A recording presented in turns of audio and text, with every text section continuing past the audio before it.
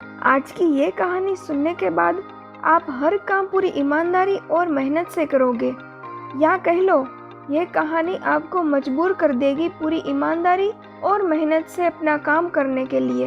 ये कहानी है एक गांव के लड़के की।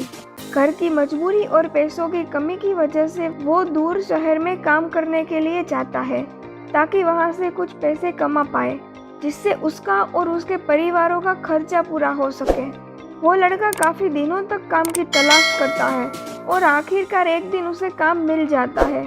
वो लड़का अपना सारा काम पूरी ईमानदारी और मेहनत से करता है। यह देखकर उसका मालिक बहुत खुश होता है। अब 6 महीनों तक ऐसे ही काम करता रहता है। 6 महीने बाद वो लड़का अपने मालिक से कहता है, अब मैं कुछ दिनों के लिए वापस अपने घर जा सकता हूँ। और उस लड़के को पूरी उम्मीद थी कि उसका मालिक उसे घर जाने से नहीं रोकेगा, लेकिन उस लड़के के सोच से विपरीत उसका मालिक कहता है, नहीं, तुम्हें 2 महीने का और थोड़ा काम करना है और फिर उसके बाद अपने घर जा सकते हो।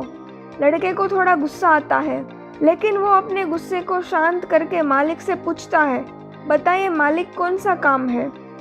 उसका मालिक कहता है, हमें एक घर खरीदना है।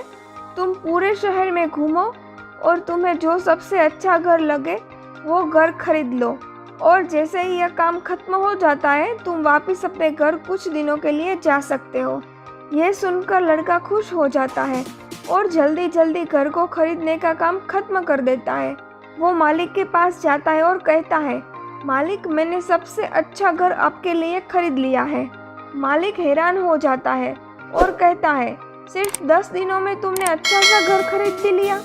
लड़का कहता है, हाँ, ये घर काफ़ी बढ़िया था, इसलिए मैंने खरीद लिया।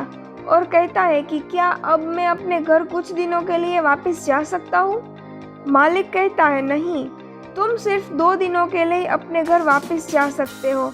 लड़का कहता है, अरे मालिक, मुझे गांव जाने में ही 1 दिन लगेगा, तो कैसे भला मैं 2 दिनों में वापस आ जाऊँ।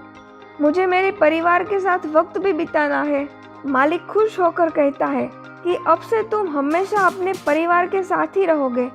जो घर मैंने तुम्हें खरीदने के लिए कहा था, वो घर तुम्हारे और तुम्हारे परिवार के लिए मेरे तरफ से एक तोहफा है। यह सुनकर वो लड़का खुश होने के बजाय मायूस हो जाता है और कहता है, मालिक, अगर आपने मुझे पहले कहा होता कि ये घर आप मेरे लिए खरीद रहे हो, तो मैं थोड़ी और जानकारी प्राप्त करके इससे और अच्छा घर खरीदता।